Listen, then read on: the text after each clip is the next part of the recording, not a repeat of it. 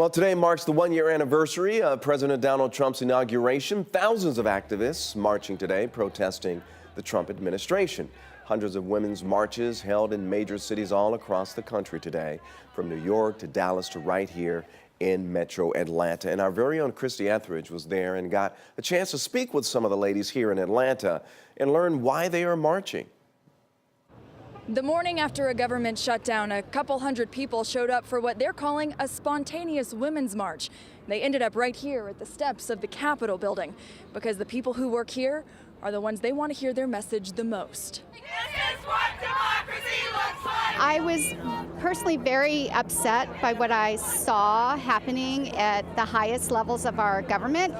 It just shut down last night. That's just emblematic of the dysfunction that's happening. That's why Kimberly Crowder marched in Washington, D.C. last year, when thousands of women filled the streets. So I went up to march for equality, for myself, for my fellow women. This year, the march was a bit smaller and was planned like 48 hours ago. But Kimberly says it's not about the numbers. You don't have to have 65,000 people march in Atlanta like we did last year. It can be 65 people.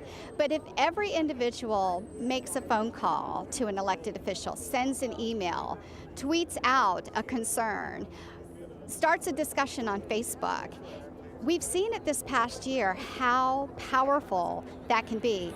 The march in D.C. left an impression on John Merkel, so he came to march with his daughter, Marin. It's something that affects everyone. I mean, it's not something that just affects women, and like I said, I have an 8-year-old daughter, so, women are very important to me. And even though she's only 8, Marin knows why she's marching too.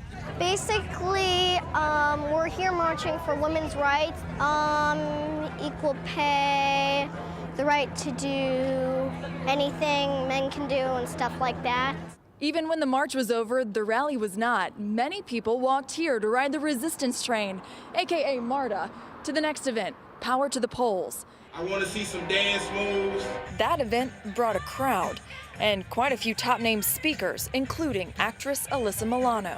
It's absolutely critical that we start cleaning out Congress of people who only want to toe the party line, no matter what party it is. Even though the message centered around the midterm election, it felt a little like a party.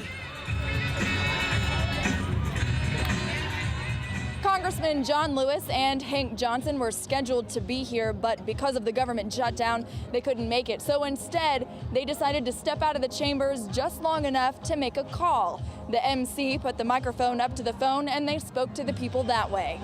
In Atlanta, Christy Etheridge, 11 Alive News. All right, Christy, thanks a lot. And while